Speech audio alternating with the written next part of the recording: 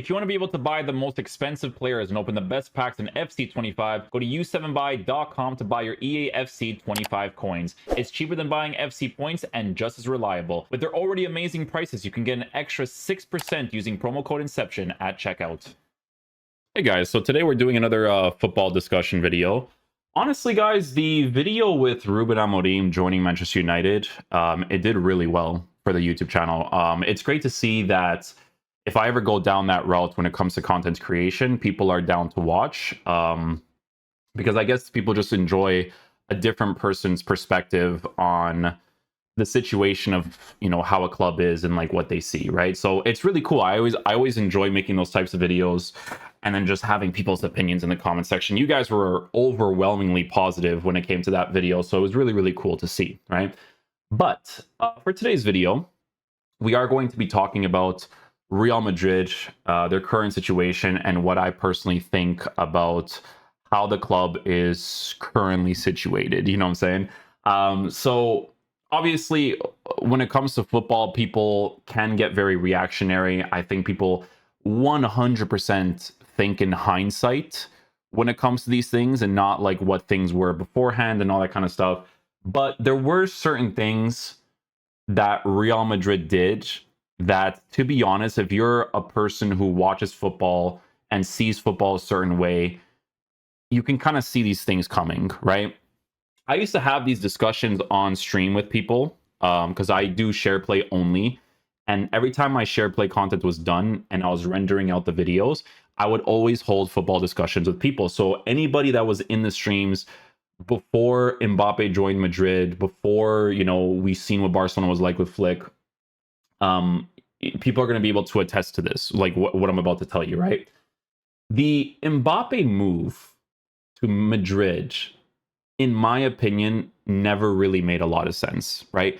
If anything, before the transfers happened at Barcelona, it actually made more sense for Mbappe to move to Barcelona instead of Real Madrid if Barcelona wasn't in such a financial situation. The reason why I'm saying this, right, is because I just want to show you guys an example of, you know, one of the games that Barcelona recently played and the way that they lined up because of Dani Olmo, you know, being injured. And I'm going to say this right now, that when you sign a player like Dani Olmo, because you know that Flick is going to become your manager and you know that he plays a specific system and you know that you don't really have that specific player in that area, this is how a club is run properly. Like during the time period before when they used to buy like Trincao and stuff, like it was just ridiculous. Who was the president back at the time? Bartomeu or something? I forget the dude's name, but yeah, he was cooked. He was cooked with the decisions that he was making. It like didn't really make a lot of sense, right? But the decisions that they make now, it just makes more sense. So let me just show you guys the way that they lined up. Not recently, right? Because recently it was this game right here. If you check out the lineup, this would be generally how they would line up with like a very strong team, right? But it's not this team because this is with the purchase that they made with like Dani Olmo and stuff, right? It's more so, which game was it, man? Let me see if I can remember, because I was watching this game and I was like, you know, let me see. So all competitions, no. So these were games that were already played. So it's results. It wasn't Real Madrid, Sevilla, no. It might have been Alaves. It might have been this game. I did watch this game. Let me see. Let me see if it was this one. Ah, it was this one. Okay. So I want you guys to take a look at this Barcelona team. You know, Barcelona signing Hansi Flick. This guy's going to play a 4-2-3-1. We're familiar with his 4-2-3-1 because in the past, that's a system that he's played and he's done a really good job with, right? So I want you guys to take a look at this team and how it was currently formatted, right? So you have Rafinha playing down the middle. You have Lamine Yamal playing on the right-hand side, a left-footed player on the right-hand side. This guy would cost a whole lot for a lot of teams to be able to get him because that right-sided area is so hard to come by nowadays for like top level talents, to the point where Manchester United felt so desperate that they spent like 100 million on Anthony. That's how crazy it is to get a proper player in that specific area, right? But anyways, Ferran Torres was in this game. I'm pretty sure he got subbed off in like the first 5 minutes. I think he got injured or something, right? But I want you to take a look at this team. You're telling me if Mbappe were to get signed for this team, he wouldn't make sense in this left-sided area? He would. This is how I was envisioning Barcelona before they made the purchase of, players like Dani Olmo, for instance, right? Now that they have Dani Olmo, it's so like this is a club that like understands how their manager wants to play and the type of player that they needed to sign, right? Because Dani Olmo, had a really good showing for Spain, right? Look at this. This is just like when you look at the balance of this team, it's just beautiful to look at. It really is. It's a beautiful, beautiful thing to look at. Fantastic, right? So I was thinking beforehand, before they made the purchase, I was like, oh, Mbappe at Barcelona would actually make more sense. But hey, it is what it is. He's going to Real Madrid. Even though I don't completely agree with this move, I could potentially see it working. But a very key thing, or things, would have to happen if Mbappe moved to Real Madrid. And this is stuff that we're going to talk about because it's very, very important to talk about this stuff, okay?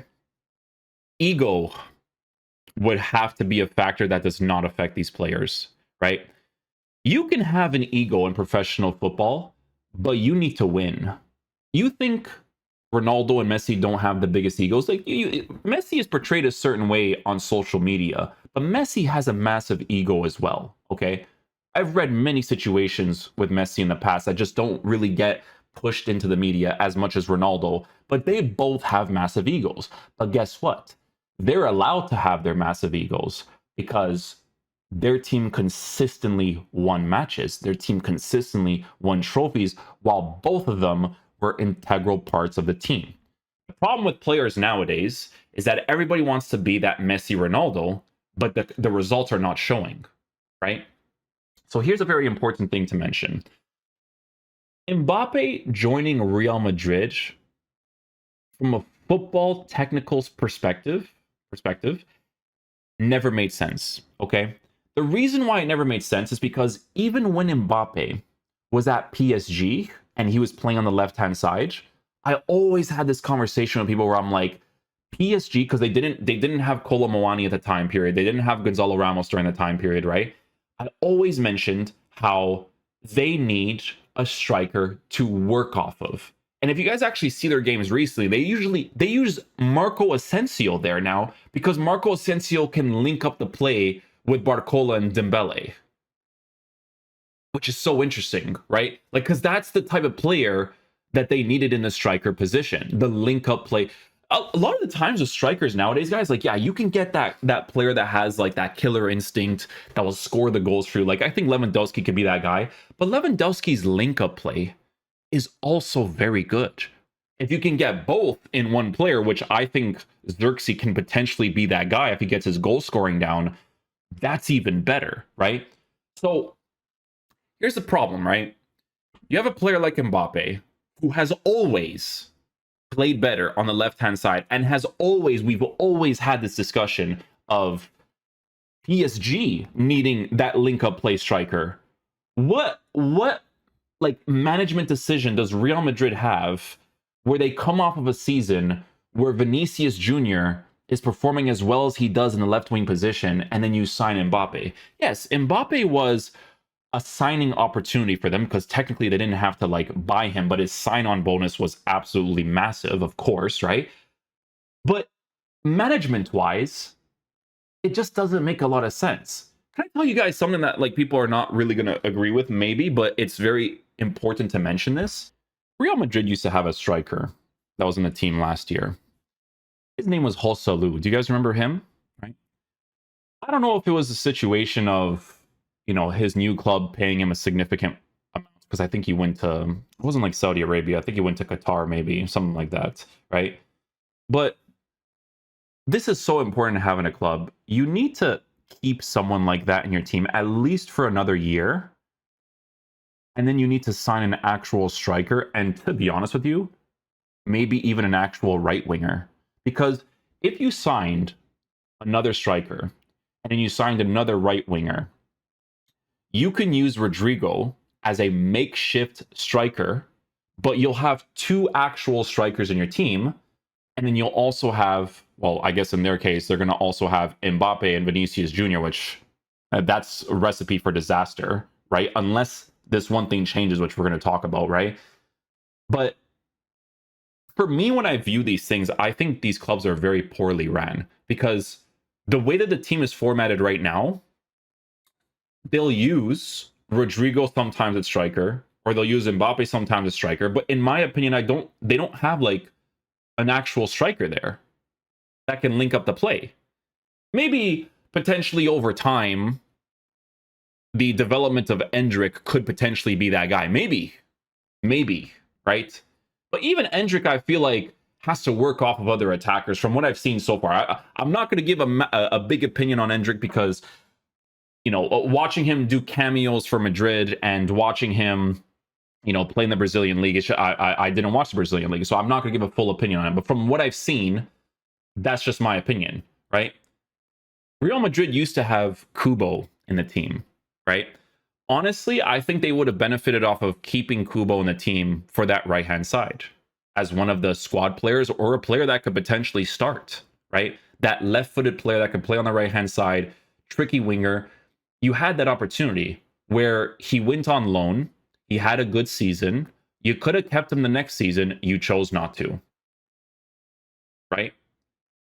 What's crazy about their situation right now in Real Madrid is that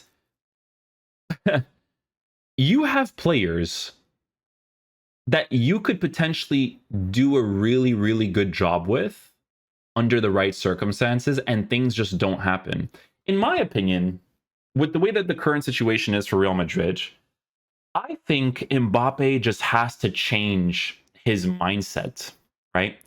As a striker. I think Mbappe is a fantastic player, 100%. But the one thing that a striker needs to be able to do in order for him to contribute to the team is that your link-up play and your goal-scoring ability needs to be fantastic. And you cannot let ego control you, right? Real Madrid used to perform so well back in the day because Benzema was a striker and Ronaldo was the left winger. And Ronaldo and Bale as well during this time period were constantly working off of Benzema. These social media merchants, right, that you see on Twitter, this and that, they always did this. Always. I always seen this. This is people that watch football with their eyes closed, or they don't watch football, but they give an opinion on Twitter anyways.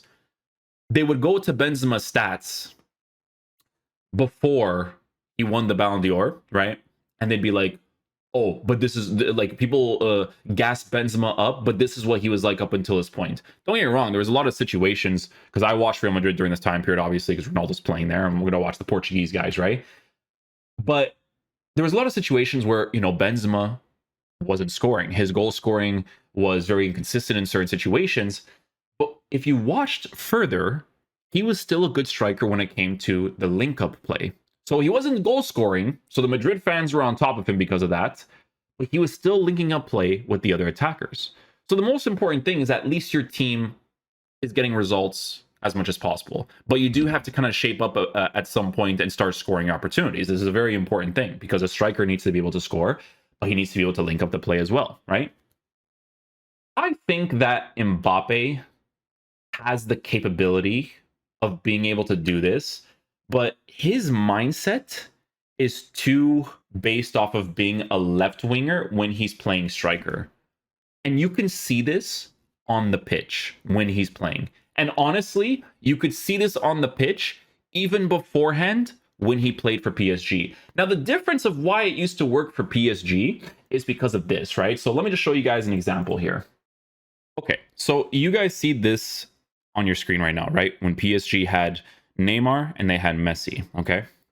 The reason why you're able to do this during that time period is because these three players were constantly rotating with each other, right? Because Neymar is not only specifically a sided player, and neither is Lionel Messi.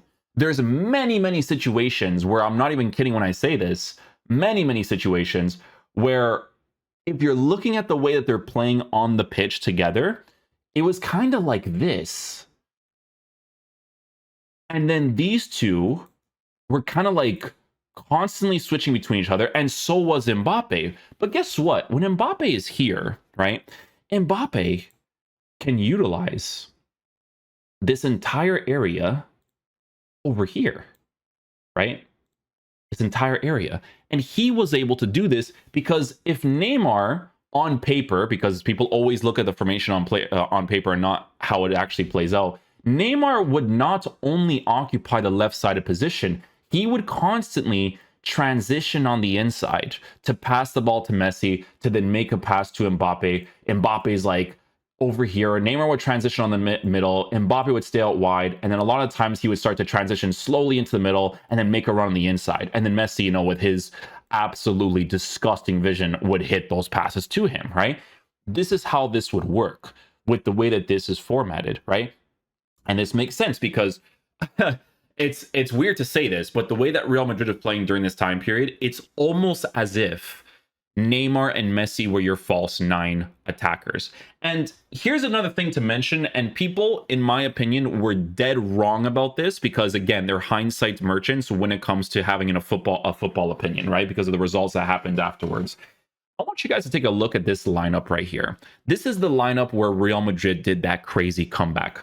If you actually watched these two legs, right, PSG were actually comfortable for a pretty good majority of it, and then the voodoo, the crazy Real Madrid special Champions League sauce really took over. But do you know why that special sauce took over?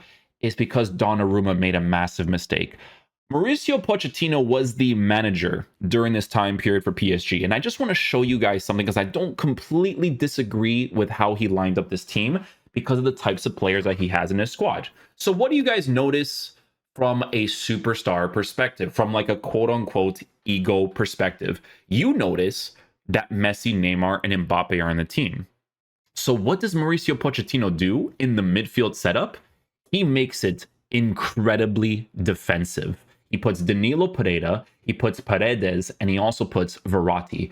You can argue and say that all of those players are centered defensive mid-type players. But why does he do this? He does this because he knows that these three guys are gonna barely, if not ever, defend, right? So he balances out the team like this because this is how it's gonna be the most balanced, because these guys are just not gonna want to defend. And it's, you know, fair play, these guys are not gonna want to defend, and you notice it on the pitch like crazy if you watch PSG during this time period, but you format your team in a way where you can win.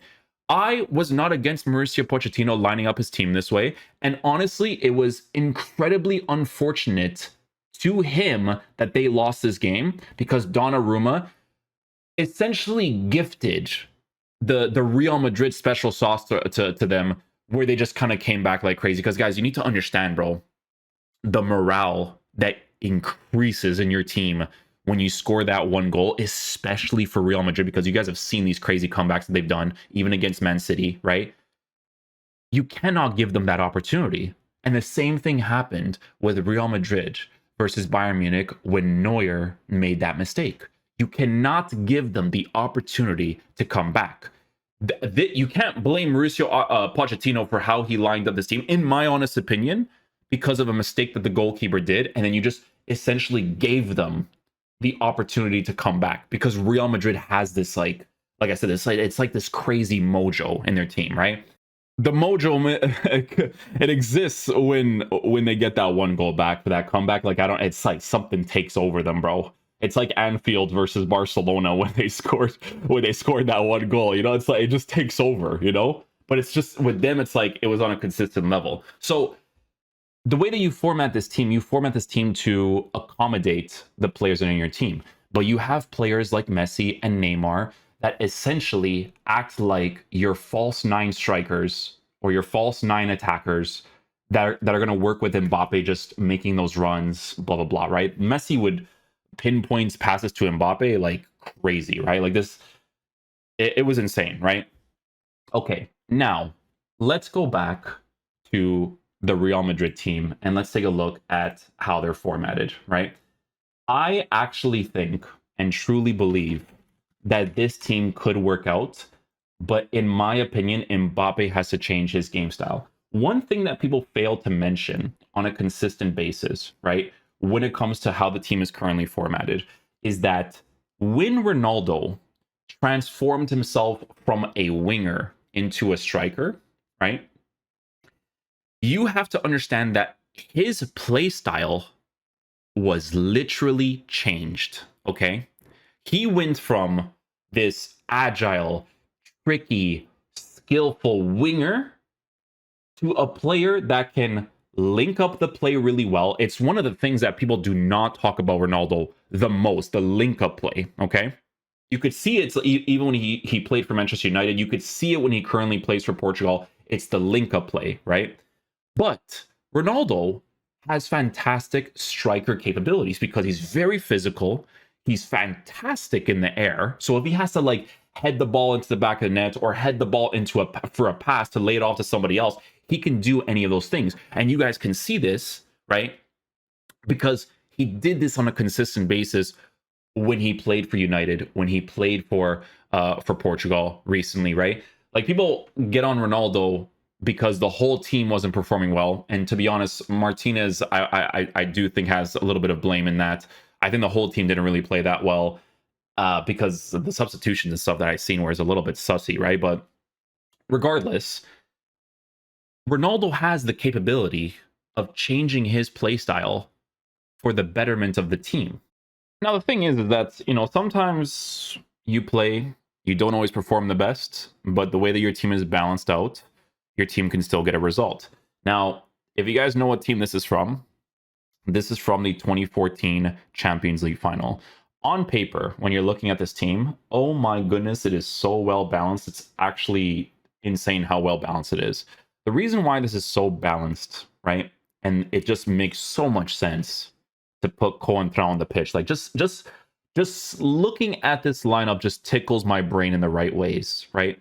Because this is going to be a team that is consistently going to be able to do this all the time. Di Maria, he's going to do that. He's going to go here, go do that, go do that, go do that, go do that. Because Di Maria was a workhorse player. So playing him in this area, it's almost as if you could even say that he was playing, like, if we're looking at it from a paper perspective, if you really truly wanted to do that, it's almost like he was playing in a 4-2-4, you know? But it wasn't, because he was constantly doing this, doing that, doing this, doing that, doing this, doing that. And guess what? When you have a player like Di Maria, who's still going to be a workhorse monster, you need to have a player that is going to have a solid defensive foundation in that left-sided area. So, you know, even Mourinho did this a lot during this time period when he used to play against Barcelona, where he's like, I can't have a player who's going to be more attacking in the left back position. I need a more defensive player like Coentrão. He would play him in those positions because Coentrão was more of that defensive player. So the balance in this team is just tickling my brains and my brain in the right places, because you have that solid defensive foundation in Khedira playing down the middle, Modric just being Modric. You know, Modric is an absolute monster.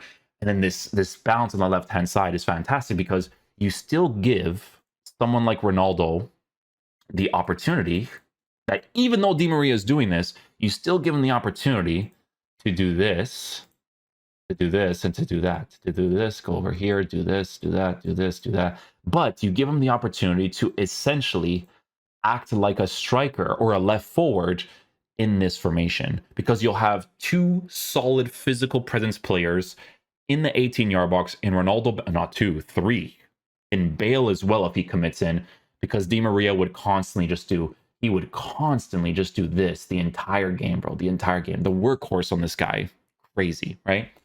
Ronaldo did not have a good game in this game. This was actually a very poor game from him, but they ended up winning, and that's what history is going to remember. This was a very poor game from him. At the end of the day, he is the one, I'm pretty sure, scored the decisive penalty for them to win the game, and what matters is winning the game. So, but this is, I'm pretty sure this is the same game where if Ramos does not score that header from the corner kick, that disgusting, beautiful header, they don't go into extra time, where Di Maria just absolutely cooks Gareth Bale, you know, scoring the header, blah, blah, right, from the deflection. Still remember this game to this day, because like he just didn't really have that great of a performance, right? But hey, didn't have a great performance. They still won the match. And what was important was the link-up play. So you're here on the left-sided area, but your link-up play essentially acting like a left forward striker with Di Maria, with Benzema. It's still there, right? So the reason why it's important to mention this is because there is this like huge thing surrounding Mbappe where he has to like be like a Ronaldo. And in a sense, yeah, he's his own player, but in a sense, if he's going to consistently play as a striker, he has to adapt his game like Ronaldo. You guys know this because you watch football, right? When Ronaldo was at Manchester United, he wasn't even a winger. They usually played like a 4-4-2 and he was a left mid, right? The tricky left mid that would run, do skills, open up the space for other people, cut inside, take a strike. That's how he would play. Went to Real Madrid, left wing position was going to be like the main spot for most of the games, but he's playing off of Benzema, right? This is the thing that people need to talk about all the time is the link up play that Benzema offered the team with the other attackers in the squad, right? Even if he wasn't goal scoring, his link up play was still good, and that's important because you still need to get results, okay? We have a team now with Real Madrid where let me just show you guys this picture again. It is which one is it? This one right here. Okay. You have this, right? And Ancelotti has done this in the past without Mbappe. Okay, without Mbappe, he's done this in the past where they line up in like a 4 midfield setup, but he will actually use 4 midfielders. And to be honest with you, in the past, this actually works. It actually has. He uses 4 midfielders and he has like 2 strikers up top, blah, blah, blah, right? But the balance that I'm seeing here, in my honest opinion, it just doesn't make sense, right? For Mbappe and for the way that he has to play. I'm telling you guys this right now, that if he is going to consistently play in the striker position, he has to adapt his mentality like Ronaldo did when Ronaldo moved to the striker position. He has to. He has to start linking up the play with the other players in certain ways for them to start performing significantly better. The first thing that I want to mention is 2 different things, okay? I actually personally believe that they need a formation switch and they need an identity switch. I think with Carlo Ancelotti, this guy is a fantastic manager, okay? He's a fantastic manager. And I actually believe that he can potentially figure it out. However, people need to understand that if you watch Real Madrid play, right, they never really had a consistent identity in their club like Barcelona currently do with Flick as the manager, right? If you've ever watched Real Madrid play, a lot of it was kind of like in the Champions League, it's knockout format. So anything can happen in knockout format, right? Even Roberto Di Matteo won the Champions League with Chelsea because it's knockout format. But guess what? In the league, he was pretty horrible. And then they ended up selling him, or not selling him, but they ended up getting rid of him and then signing. I think during that time period, it might have been Ancelotti as well. It could have been. With Roberto Di Matteo? It might have been, maybe. Ancelotti at Chelsea during that time period? Maybe. It might have been. But this team, in my opinion, I just don't think it makes sense for how this team can generally perform. I just want to give an opinion, right, on how I think this team should generally perform and how they should be lined up. First of all, I think they should line up in a different formation, right? I think that it shouldn't even be a 4-3-3 or a 4-4-2. I think that it should only be a 4-2-3-1, right? A 4-2-3-1 or a 3 at the back formation, to be completely honest with you guys. Let me just show you guys an example. I'm not completely against the 4-3-3, not completely. But with the team that you have, I personally feel like it needs to be lined up a certain way. So this is just my opinion from the caliber of players that Real Madrid has in their team and the way that I personally feel like they should perform. But this is only if Mbappe adjusts his play style, okay? Or you do some crazy experimentation, you put Vinicius at striker, but like Vinicius is a side player, and so is Mbappe. So the problem already exists there. Mbappe is the one that has to adapt to the fact that he is now a striker, because Real Madrid technically don't have an actual striker. They have a makeshift striker in someone like Rodrigo, but I wouldn't say Rodrigo's a striker. And then they have another player like Endrick, but like if you're gonna rely on Endrick to be the striker, he has to progress first as a player, and then we could see. But even still, you technically don't have that striker. Physical dude that can link up the play well and can score opportunities. Say what you want about Joselu, but he's the type of player that can at least provide that, not at like a super top class perspective, but from a good perspective. Okay, because the Joselu, in my opinion, if anything, was underrated. You know, he does well for Spain when he plays for them. Like he's a guy that still gets called up for Spain, even though he got transferred to this other team, because he's still good to have in the team and he still scores goals for them, right? Like Joselu in the Champions League against Bayern Munich, 2 goals off the bench.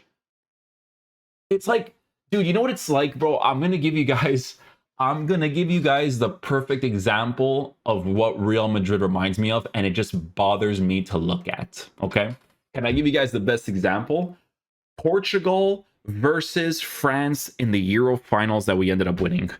Bro, seeing Quaresma and Nani play up top in the striker position for the majority of the match because Ronaldo got injured, I'm like, brother, and this is no offense to him because I love this guy for scoring the winning goal for us. I don't care if Ether is garbage, put him on the pitch. You need an actual striker, okay? Put Ether on the pitch, he scored the goal for us. I love him to death for that, right? But Ether's not like a crazy striker, but he's a striker, right? And I'm like, please, bro, we cannot use Nani and Quaresma in a European final as the 2 strikers. We're gonna get cooked. They're crossing the ball to nobody, basically, right? This is how bad Ether was during that time period where Fernando Santos was like, bro, I don't want to put this guy on the pitch. And then he's looking at the game and he's like, at some point he's like, dude, I have to, because we have no striker, right? So I'm looking at this team and I'm already like, you should have used money to buy an actual striker that can link up the play, physical presence, all that kind of stuff. But whatever. I think Mbappe, if he does not let his ego get in the way, which I'm going to be honest with you guys, he does. Okay? He does. And not because the news outlets say it, it's because he actually does. There was a game specifically that I watched Mbappe play in when Galtier was the manager for PSG, where this guy was just sulking across the pitch, and it irritated me like crazy because there was a certain goal score. I remember watching this game. There was a certain goal scoring opportunity where if he didn't sulk on the pitch because he didn't get a pass, he actually would have scored. Brother, if I was the manager, I would have freaked out, right? Luis Enrique has literally had a conversation to him about telling him, like, listen, you're going to have to defend, because if you don't defend, the team can't progress. He always brought up Michael Jordan as a really good example, because in basketball, if you're not good at both attacking and defending, you're not that great of a player. LeBron James good at both. Michael Jordan good at both, right? And that's why with Luis Enrique, he was using him as an example. Like, this is your idol, but you don't defend, right? Because again, these guys, they all have the ego of Ronaldo and Messi as if they're Ronaldo and Messi. You haven't done anything to prove you're Ronaldo and Messi yet. And even still, these guys, even before they won competitions, they would win games on their own because they're that crazy. They weren't always the crazy. Like I said, Ronaldo had many games where like he would disappear. Like that Atletico Madrid final, he didn't do anything that game. He was lucky Ramos even scored that header on the corner kick, because he didn't do much that game, right? Which can happen. It happens in football. You're not going to be perfect every single game. But Mbappe has to change. It's the ego.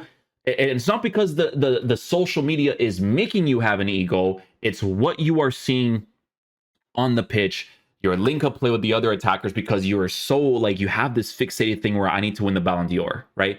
And like, whatever, it's fine. You can have the aspirations to win Player of the Year, but the most important thing in football is that you guys need to win. You need to win if you're going to be selfish. There's no winning. There's no link up play. So again, when you're looking at this lineup, it's only if Mbappe changes his playstyle as a player. Because right now, what I'm seeing is it's like I'm playing FIFA. I'm playing him at striker, but he's playing at even in FIFA, he moves better. In FIFA, he has the attacking AI and stuff from the past, and even now, but like not before, but in real life, like this guy is not, and he can do it. he can do it. If he links up the play, bro, he has moments where he links up the play, and I'm like, Mbappe, bro, you just gotta get really into that striker role, man. You have to, okay? Anyways, this is how they play in the 4-4-2. I already hate this lineup, right? And whether you could say it's Carlo Ancelotti, whether you could say it's how Real Madrid are currently formatted, because I think Carlo Ancelotti can figure this out with Real Madrid. I think he can. But we have seen for a very long time, and this is with the fact that he won the Champions League, we have seen with a very long time that Real Madrid, again, don't really have that identity, right? They're winning games off of like moments. Even Real Madrid last year with Bellingham scoring deflections, scoring tap-ins, which still makes you a skillful player because you have to be in the right position at the right time to score those opportunities. But that's how they would win their matches in the past. People forget about this, right? So there is a potential, there is a chance where you may have to change Carlo Ancelotti as a manager, but the next manager that you have to get really has to suit these players. It really has to, okay? So this is how they lined up. They lined up in a 4-4-2. I already don't like this setup. And again, I'm only going to talk if they change or if Mbappe changes his playstyle, right? Because I can even add Rodrigo to this too, right? Because that's basically their striker. And then there's obviously Endrick as well that you could put in there too. Okay. First of all, in my honest opinion, one of the ways that I would line up this team consistently, if there is link-up play, it's a huge if because I'm not seeing it at all right now, okay? Is this team needs to be lined up, in my opinion, for a 4-2-3-1, okay? And a 4-2-3-1 that is lined up like this, okay? So Modric, we're going to put Modric on the bench. I think Modric is a great player, okay? But under certain circumstances. I like Tchouaméni if he plays CDM. Center mid, not a fan of him, right? In a different sort of formation, it could work, but I don't like seeing him play as a center mid without the balance of the rest of the team, okay? Valverde, he's a starter. I love Valverde. I'm a huge advocate of Valverde. I think Valverde is a fantastic player, and he's so versatile. He really is. Like, Valverde, like, if they really wanted to, like, and you don't see this as much nowadays, but, like, he could play right wing. He can literally play right wing if you want to play him there, right? But anyways, Valverde would be the guy in the midfield with Tchouaméni. And then there's potential with changing Tchouaméni to somebody else if you really need to do that, right? Bellingham needs to play in an advanced role. So he has to play in that middle position. But he has to constantly be doing this. He needs to be the focal point. Okay? When you play through Bellingham, you can play with the other strikers. Link up play. This is how it needs to be, okay? Because Bellingham knows how to do a good job with the link up play. So you have someone like Bellingham that can unleash a player like Vinny in that side position. Vinny makes this run over here. He knows how to make that pass. You know who Real Madrid is thoroughly missing? And if anything, he could play more nowadays than Modric can. And this is no disrespect to Modric, because Modric is an absolute wizard, right? Over the course of his career. But they are seriously missing someone like Toni Kroos. Can you imagine, right? And I'll even create a situation where we take out Tchouaméni and we put Toni Kroos there. Can you imagine having Toni Kroos and Bellingham as your midfielders in the team? Oh my goodness, this would absolutely cook, with Valverde also acting like an advanced midfielder. Oh my goodness gracious, right? But hey, Toni Kroos, he wanted to come out on top. Fair play to him. That's his decision, right? But this right here, this player right here is a huge player that you did not replace for creativity and for how he plays in the midfield setup. This is the guy that can break a defensive line from one pass. This is a guy that conducts the way that your team plays in general for plays to open.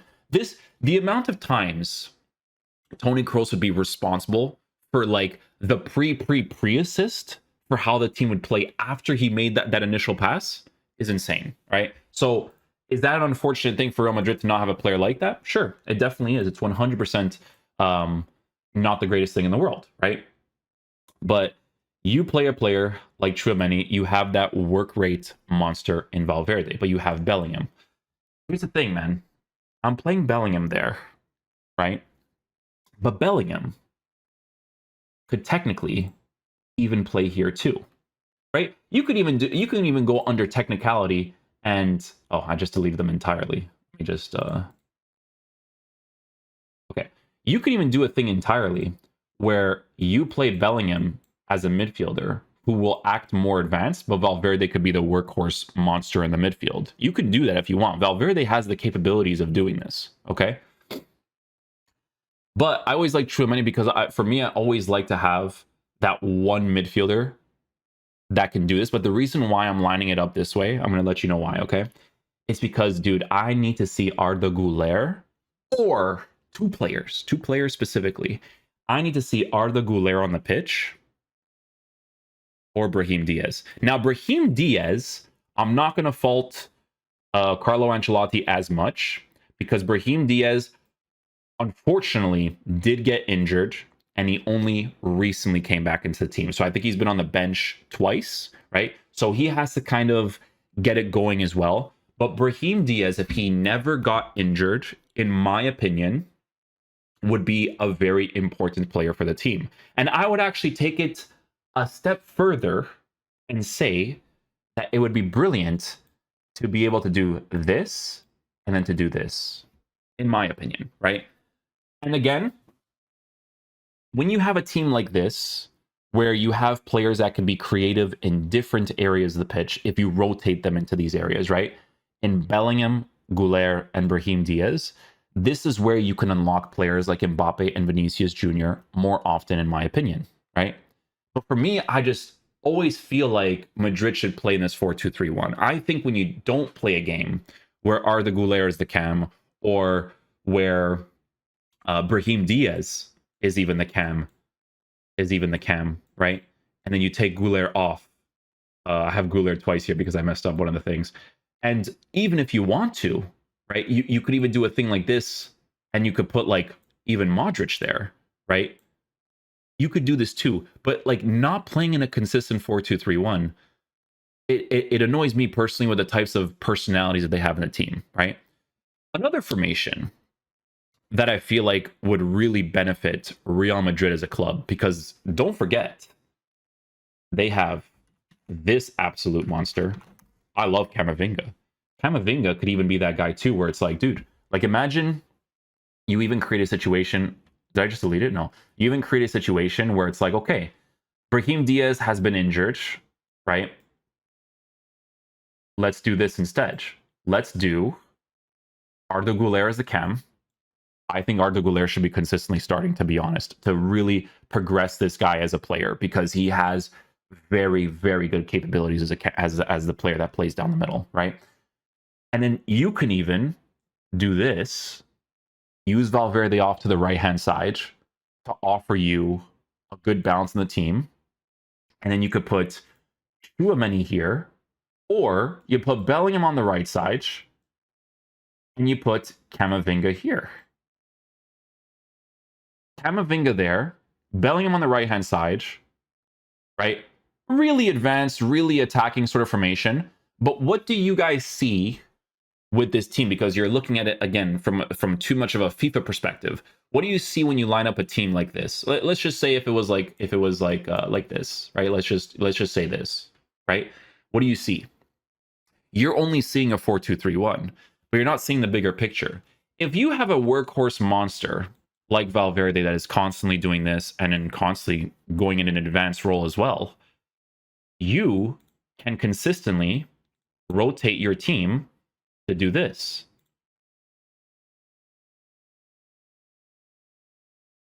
And now you're in a 4-3-3 system where Arda Güler is off to the right-hand side. Valverde can make an advanced run similar to Di Maria because this guy works his butt off like crazy, right?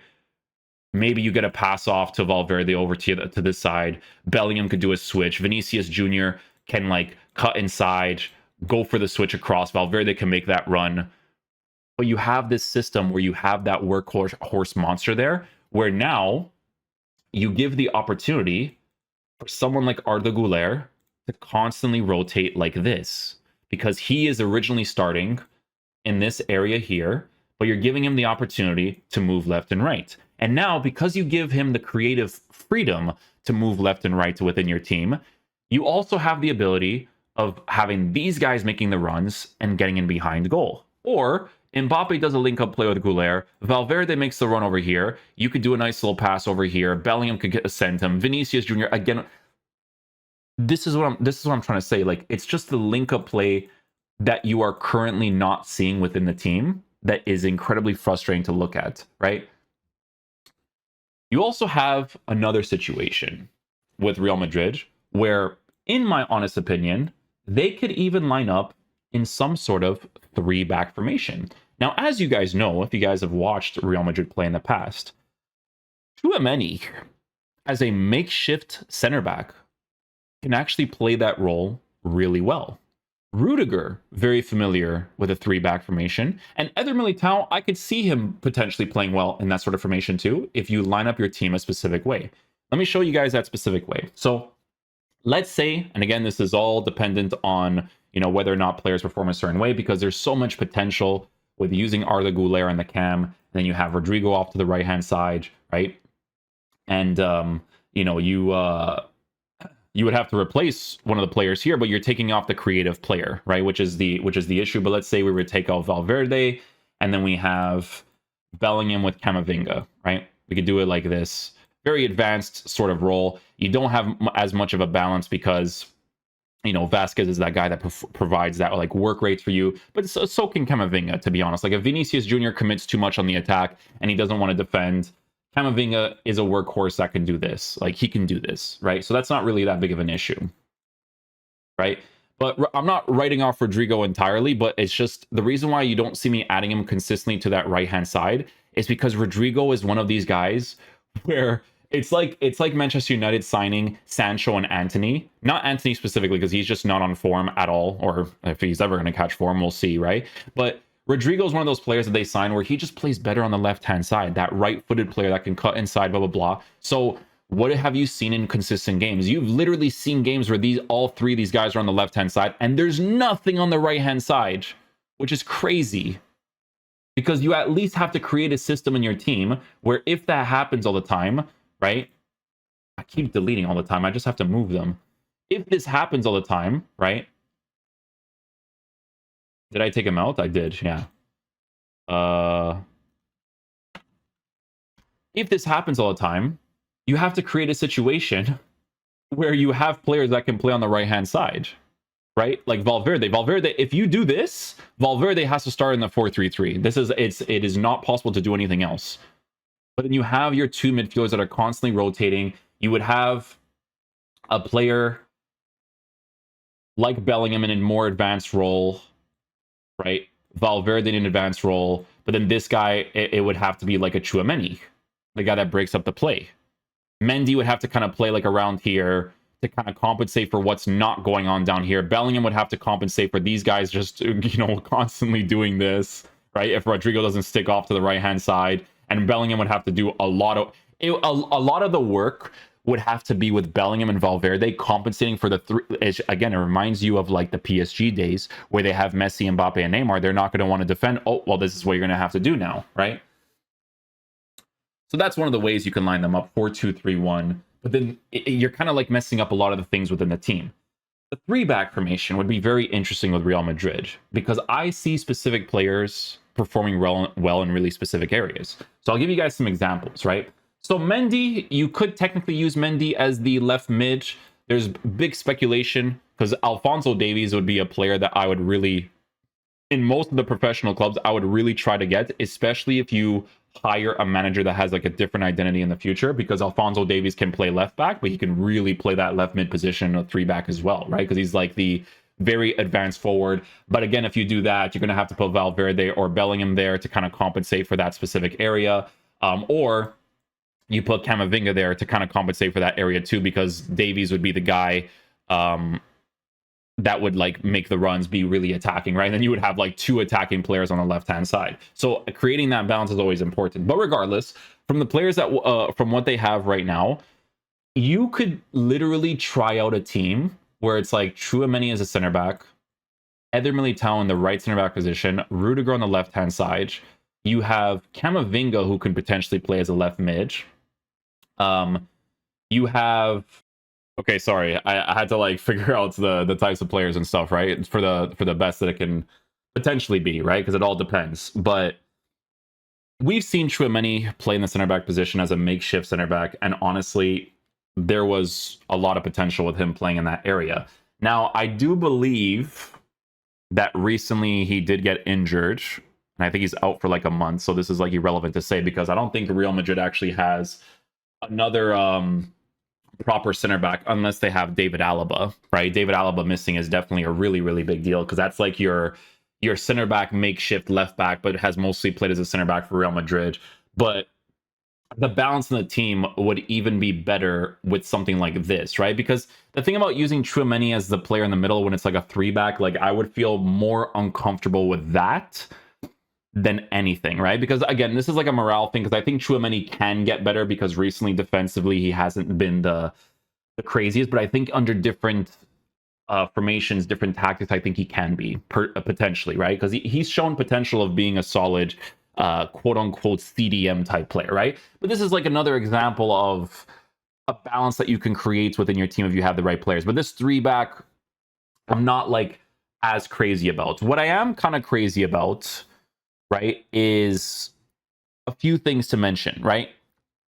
A few things to mention is that Eder Militao is a player that is competent at playing in the right back position. That's where he mainly played when he used to play for FC Porto, right? We mainly played him as a right back, and he played really well for us in that area. So if you technically wanted to use him there because Vasquez is annoying you, you could do this. I don't know why they've like strayed away from this. I don't know if that's like an identity thing that they don't notice, but whatever, right? For me, it's so funny because like I'm personally not even fully against the 4-3-1-2, but it just depends on how the team is formatted. Like I said, right? You could do a thing as well where, and again, this is if you were to play like Tchouaméni as your center back, and then maybe you put like Mendy on the left-hand side or Fran, whatever you want, right? But for me, it's like, I need Camavinga on the pitch. I think Camavinga as a midfielder, I like him. I like him a lot. I think he's great. You play Valverde, workhorse monster in your team, right? You play, so Valverde, Camavinga. I mean, dude, you could even play. I mean, you could technically like do this. Camavinga with Valverde, and then like this would have to be, you would have to rotate this here, and then you would have to use Vasquez like this, and then you have Valverde on one side. Like if you really are adamant about doing this. See, the thing is, right, is I'm looking at this, and honestly, if the world made sense, if Tchouaméni can catch that form for defense, it all depends. Like if Vasquez is irritating you, you could technically do this. Vasquez off, rotate Eder Militao to the right hand side because he can play there. Maybe he hasn't played there in a while, but he can play there. You play Tchouaméni as a center back, Camavinga down the middle, Bellingham off to the left hand side, Arda Güler in the middle. Or Brahim, because I love Brahim. If Brahim Diaz catches form, because he was doing really well before that injury, if he catches form, even Brahim Diaz, right? Because at least with this, you have good work rates between these two. Because Bellingham would be like the advanced forward. You could even do a situation where you would have to like kind of rotate Bellingham off to the right-hand side. Or no, you wouldn't, because... See, I'm looking at the team and I'm just like, it just doesn't make sense in my brain because Mbappe literally would have to adjust his play style to consistently do this, right? But I'm looking at this. because I like Valverde on that right-hand side. Again, it's like that Di Maria Champions League final center mid position where he can consistently just do this the whole entire game, just doing this the whole time. You know what I'm saying? That's what I'm looking at. Because these two would be the guys. Bellingham would have the opportunity to be more advanced in the attack because you have the creativity between him and Arda Güler.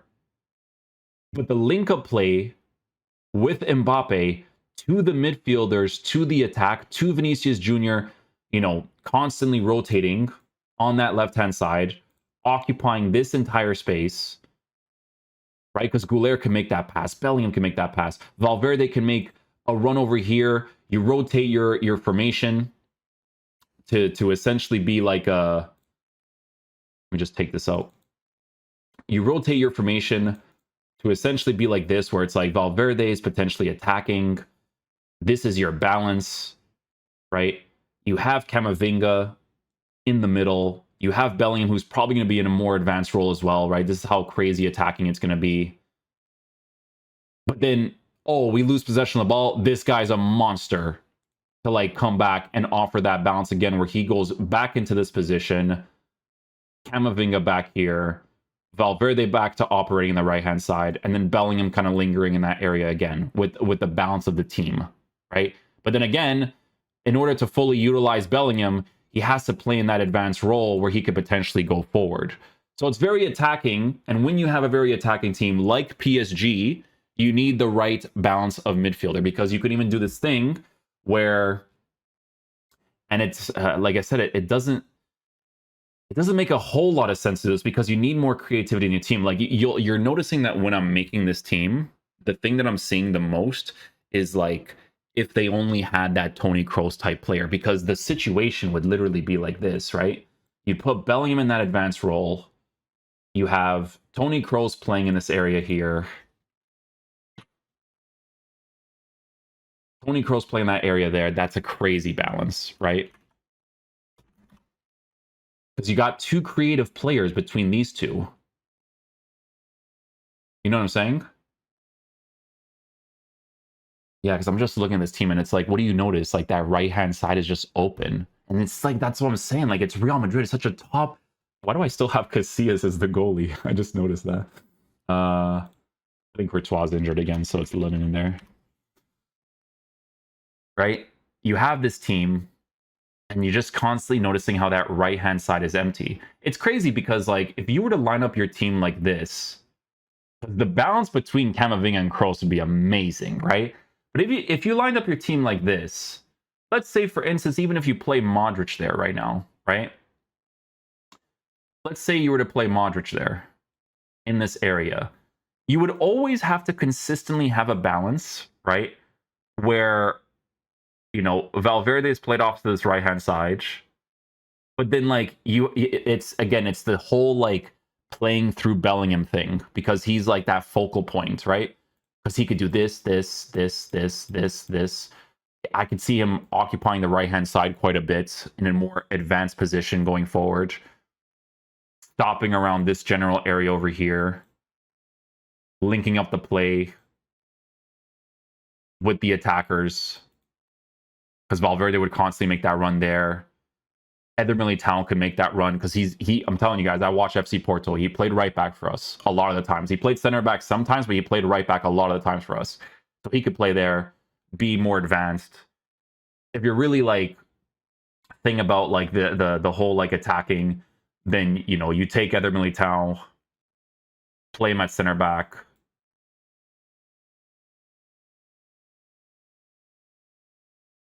I mean, there's so much you could do, but at the same time, like the balance is just so weird. You could put Vasquez here again, Eder Militao, Rudiger, Mendy. You would take off Tchouaméni because your midfield is now like this, basically. This is your midfield. But then you have Bellingham being advanced there, Valverde being advanced here, and then Mbappe just has to link up in that general area with everybody. He has to do this constantly. You have to play it through Bellingham, to play it through Mbappe to score your opportunities, because Bellingham would do the same. for me, it's like I always look at this team and I'm like, it drastically needs like that like Arda Güler type player. You know what I'm saying? Like even for Modric, you can experiment with not having Modric here and then having Arda Güler there instead, so that you can always have that creative midfielder there too. But then there would have to be consistent rotations between these two players. So it'd be Bellingham, Güler, Bellingham, Güler, Bellingham, Güler, Bellingham, Güler on the pitch. Because then Mbappe could just occupy the right-hand side too, right? But like I said, the balance, I don't know. It's very weird. The 4-4-2 just throws me off entirely because like the way that they lined up, they had like they have Modric and Bellingham on the left-hand side. When Vinicius Jr. and I don't. It's just weird. For me, it's just weird, right? Like I said, I'm not even like completely against this like 3 midfield setup, right? But you need. I feel like they need to have at least 2 creative midfielders there, man. Like you're really like. I'm telling you guys, you're really missing that Toni Kroos player. Like that's a main one, man. Main one, bro. Toni Kroos is missing. But Camavinga, like I need to see Camavinga play more. I need to see him consistently be on the pitch all the time. 100%. Because he's great. And I think for the next game, he's probably going to start in this middle area. 100%. I really do think he's going to start that. I can maybe see like this potentially happening. Maybe. You know, and then he plays an advanced role. Valverde's the workhorse that keeps. It's like you're almost playing a 4-2-2 in a sense, but it's like this, and then these guys would be the creatives, and then you have the workhorse beasts like these two going there. Then Bellingham obviously going there too. Valverde sometimes going there too. Vasquez would have to work his butt off like crazy if this is how they would format their teams, but. I don't know. That's just my opinion. Like with how their current situation is, the balance is off. You're definitely missing someone like Toni Kroos in that midfield. You're definitely missing like the actual striker in that area too.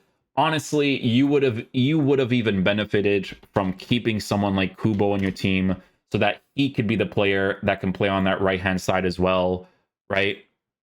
But then this is like you living in a different world entirely, right? Because this is Valverde here, Camavinga, Bellingham. You take off Güler, right? And you would have Kubo here, Mbappe, Vinicius. But then again, this is only if Mbappe changes his playstyle to be a really good link-up striker that can score goals. Because guys, if he's on form, his goal scoring will be great. If he's on form, man, it can be great if he gets used to like how things go. And I still think that this team can cook. I think even under the current circumstances, they really can cook. But it just depends on whether or not Mbappe adapts that play style. Or even at some point, like, I know it's weird to say this, okay? It's weird to say this, but Mbappe has played on the right-hand side in the past. He used to play there for Monaco, right? And this is the ego thing that, like, sees me like, seeing this and, like, it's never going to happen. But, like, even if you have to, you put Rodrigo there at striker and you put Mbappe on the right-hand side. You're the manager. The team has to play according to what you want. You know what I'm saying? So, I don't know, man. It's a tough one because I think Rodrigo actually is not bad at linking up the play with the attackers in general too, but he's not really a striker, in my opinion, either. Like, even Brazil, it's so funny to mention this, right? Because even with Brazil, you can see that they're missing someone like Richarlison in the striker position. You could see it, bro. You could see how much they're missing that sort of player in that area. So it's a tough call, man. I want to see them do better. I think they have the right players to allow their team to play consistently better on the pitch. If they use the right players in the right areas and they occupy the right spots, you have to fill up that right side way more. You have to have that balance like Real Madrid had in that Champions League final, where you have Khedira as a solid foundation player in the middle, but then you have Modric, who, to be fair, during this time period is fantastic, right? But you have Modric that consistently does this and that, while being creative, by the way, is because his creativity is fantastic as well. He hasn't lost his creativity. It's still very good, right? But You just need to have that right balance in the team, man. I think, like, I don't know, I see the 4-4-2 and it just like really bothers me personally. Not to blame Carlo Ancelotti. I think he can figure it out. Maybe. I will say though that it has been like this for a while now. I would say years. Like, they did win the Champions League last year, and like it's great that they did, but like I said, you never really seen like a good identity with the team, even though they won it last year, which again, results wise is the most important thing. And I could see them like really turning it around and doing like significantly better. But it's only if like some of these changes are made and some of these like adaptations are made and Mbappe changes the way that he is. Like it's a bunch of stuff. But like I said, honestly, if Barcelona wasn't in a tricky situation money-wise, like, bro, Mbappe at Barcelona would have cooked. But it's a good thing it didn't really happen, because Dani Olmo was a fantastic signing for them, because Dani Olmo could play in any of those like areas behind Lewandowski. He could play on the left-hand side as well if he really wanted to, right-hand side, down the middle. Great purchase by Barcelona. If they switched to a 4-3-3, he could play midfield as well. And right now it's such a good balance because you have Rafinha on the left-hand side, who can play both wings. If Lamine Yamal gets injured, he can play on the right-hand side, right? But you have Rafinha on the left, you have Lamine Yamal on the right, Dani Olmo in the middle, Lewandowski in the striker position. The balance is insane, bro. It's so good. It's so good. And you can create this balance in Real Madrid too with that 4-2-3-1. If, in my opinion, you play Camavinga on the right-hand side, Bellingham would be, I guess, basically your Pedri type of player, right? You have Arda Güler in the cam position, Mbappe up top, Vinny on the right-hand side, or the left-hand side.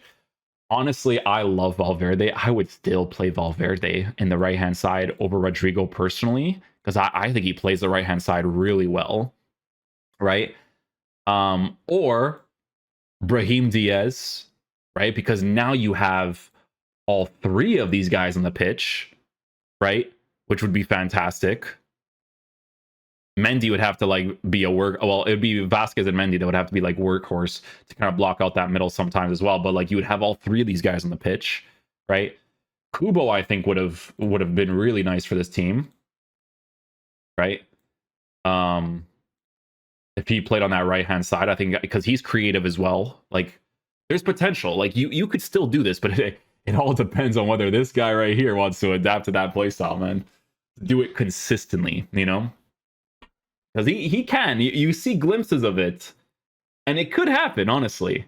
But I just want to see that, man. They have the right players to play good football, man. They really do. So it's really interesting with Real Madrid. I don't know, man, because I don't know if they have a buyback for Kubo. I don't know if they do. They probably don't, to be honest, because I think they sold him to Real. It was, if I remember correctly, I think it was like he went on loan. He probably would. I don't think he went on loan to Real Sociedad. I think they sold him, if I remember correctly. I think it was, he went to Mallorca. I remember that. He might have gone twice to Mallorca. Maybe. You can't really expect him to do much at Mallorca, you know? But I think he got sold to Real Sociedad. I don't know if they have a buyback for it. Honestly, if they did, they really should have actually gotten it, to be honest with you. Or they should have done it. Because I think on the right-hand side, he would be great there, personally. But plays for Real Sociedad now. It is what it is. But I think, like, squad building-wise, from Real Madrid's perspective, and, you know, they're a top-class team, but I think squad building-wise, like, very, I don't know. You can't predict the future because they did sign young talents in Rodrigo and Vinicius Jr., right? So it's like they can go either direction when you sign young talent like that. That can go either direction in the future, right? So that's fine.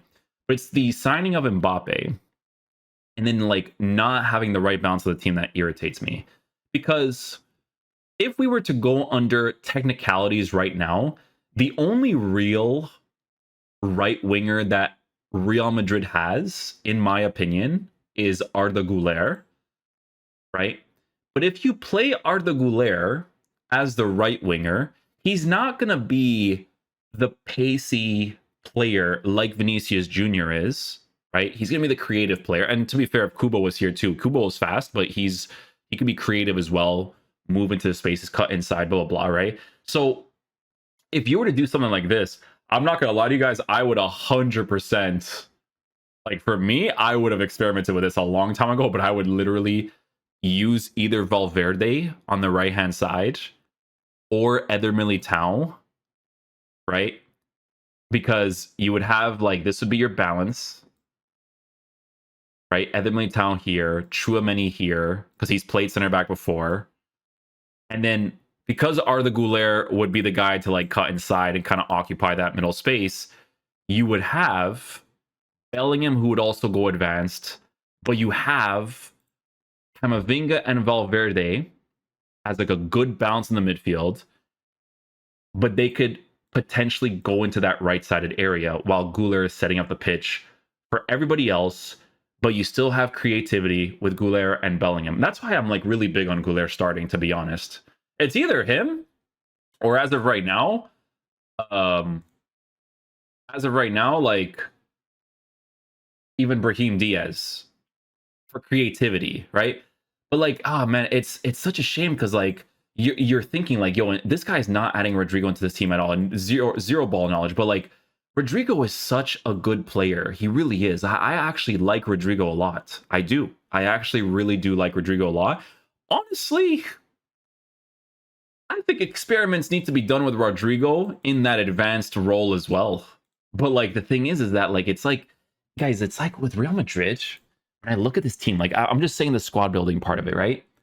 It's like boom, boom, and boom, and then it's like boom. Defensive mid would be like Chouameni and Kama, and then you have Modric. You have Modric.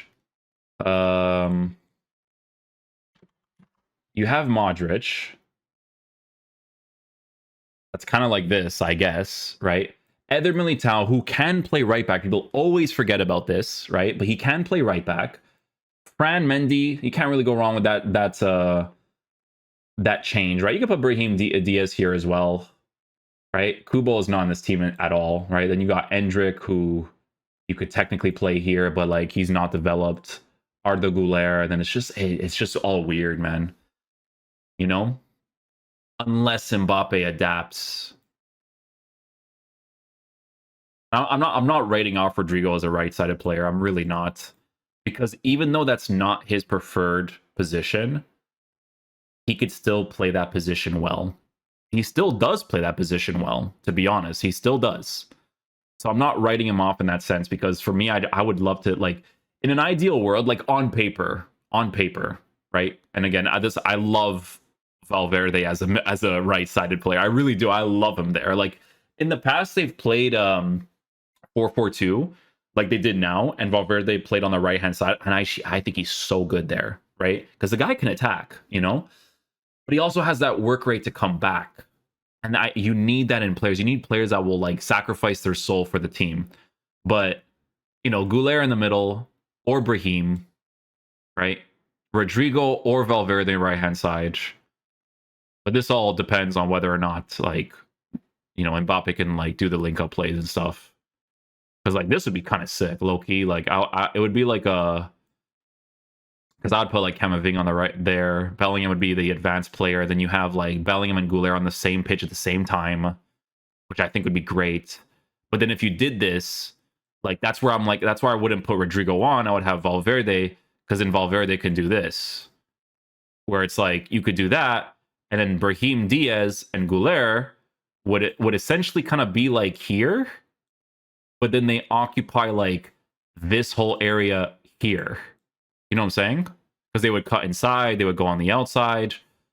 Then you have the advanced attacking in the right back to go forward as well. Whether that's Eder Militao, whether that's Vasquez, they would need a player that does that consistently. I wonder if Real Madrid would ever experiment with playing Valverde as a right back that plays in an advanced role, right? So like with Vasquez, it would be like Chouameni, Bellingham. Camavinga would have to be on the pitch. Valverde, Bellingham advanced. But then you have Rodrigo, like you would have Rodrigo, Brahim, or Güler on the pitch. You know what I'm saying? Like just something like that, something to change it up, man. Because if Valverde is playing that advanced role, like you know that you're gonna have that part over here. Like this is the guys, like you guys are like, yo, this and that. Bro, Camavinga has played left back. He doesn't like playing there, but he's played there before. And he plays it decently. Not like super well, but he plays it decently as like a makeshift one, right? But Valverde, I don't know, going this, doing that, doing this, you know, like experimentation wouldn't be bad there. I don't know. A lot of potential, man. I still think even right now the team has potential. I'm gonna be honest. I genuinely believe that technically speaking, they would still have to sign an actual striker and an actual right winger.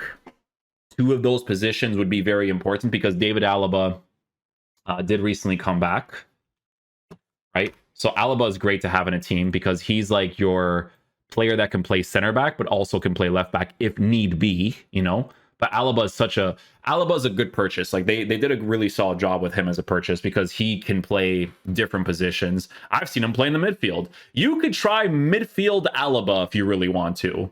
Put Chouameni on the bench, Alaba in the midfield. You know what I'm saying? Like this, something's got to change, man. You know. But Alaba, even Alaba is a fantastic player. Just is super unfortunate about the injury because he's such a good squad player to have in the team to play him in like different positions.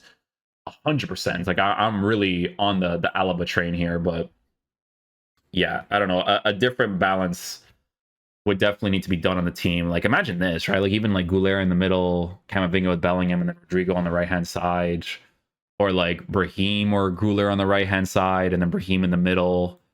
And then you would have your three creatives like this, but then Valverde is here to kind of like he's kind of there to occupy that spot and that spot. You know what I'm saying? Because he has the work rates for it. I don't know. There's potential with this, man. There really is. There's a lot of ways that they can line up. We'll see what happens to them in the future, but I don't know. I like doing these videos because it gets my brain ticking with like the way they could play with the types of players that they have, you know. But squad building wise, yeah, it's cooked because even if they signed a striker, what would be their situation then? Because the ego would be crazy. The ego trip would be crazy between Vinny and Mbappe. Like you're gonna sign a striker, or you keep Joselu if you did during that time period, and Mbappe would still start, but then you would put Joselu on the pitch in the striker position. I don't know, man. Like you could experiment with like you know Mbappe on that left striker position, Vinny on the left hand side as a left mid, right? And then you would do something like this with Valverde, and then like this it would be Vasquez right back. You could experiment with something like this where like Mbappe could still potentially do that. But if you did this, again, I wouldn't have Rodrigo on the pitch. But I don't like taking Rodrigo off because he's a good player, man.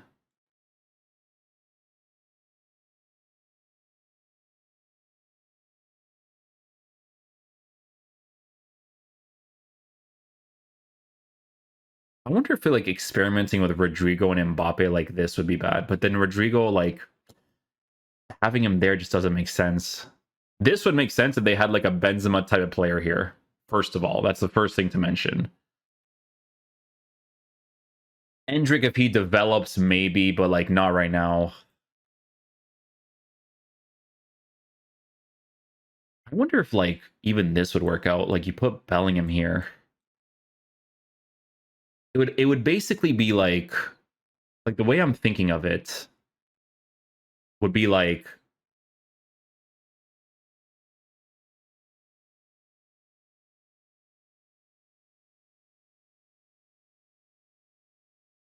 this. I wonder if this would work out. And again, this is all dependent on if Mbappe had that like Ronaldo sort of play style. But even like this, you know,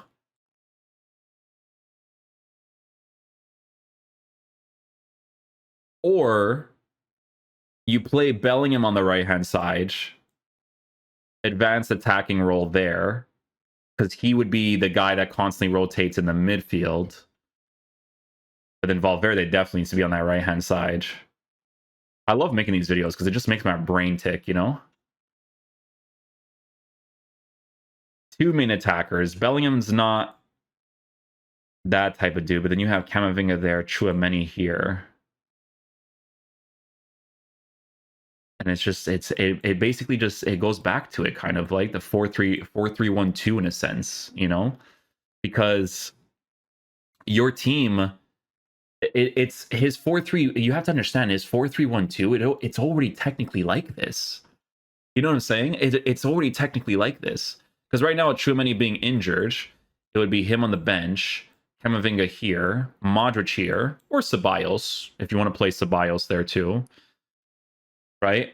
And then, like, it's kind of the same format, really. Right? Because if you think about it, it's like this already. A 4-4-1-1 in a sense. It's already like this.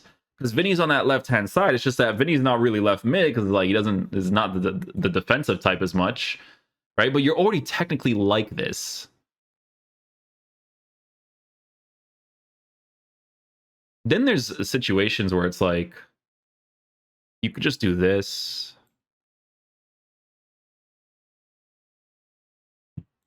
I just like Valverde a lot on that right-hand side. You do this, and then it's like Arda Güler here.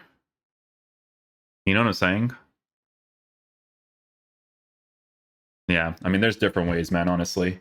Because even with this guy, it's like they're technically like it's like a 4-3-3. If it was like this, it's kind of like this in game, and then like this, like that, and then like that. Or you would do like these guys would be constantly rotating between each other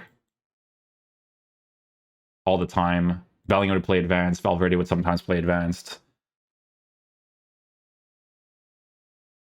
Valverde works harder, I think, like defensively. So that's where it's like I would do something like this too. And then Bellingham would not be necessarily on the right-hand side, but he would rotate in that area.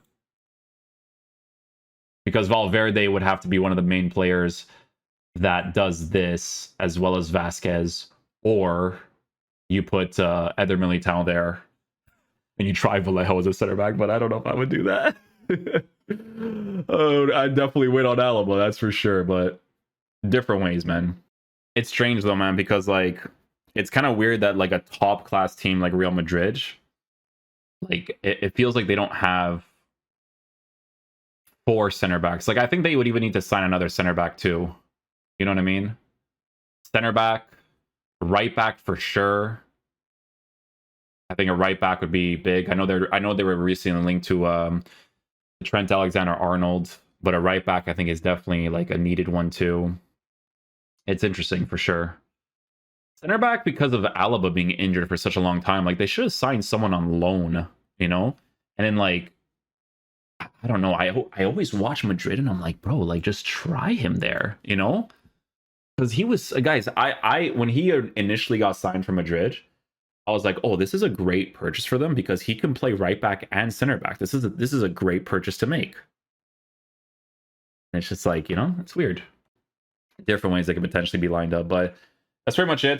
Just a little conversation about Real Madrid, what I think about the current squad, how they should line up. Little podcast discussion. We'll see what they do, man, in the future. Tchouaméni is injured. I do expect Camavinga to start in that midfield area down the middle. I expect him to play a 4-3-1-2 as well. But I hope to see Arda Güler on the pitch, man. Either him or Brahim Diaz, if Brahim Diaz is on form. But Arda Güler, I think he needs to start, man. Personally, I think he needs to start. But we'll see. We'll see what they end up doing. Hopefully you guys enjoyed, man. I'll catch you guys for the next one. Peace out, dudes. Love you guys.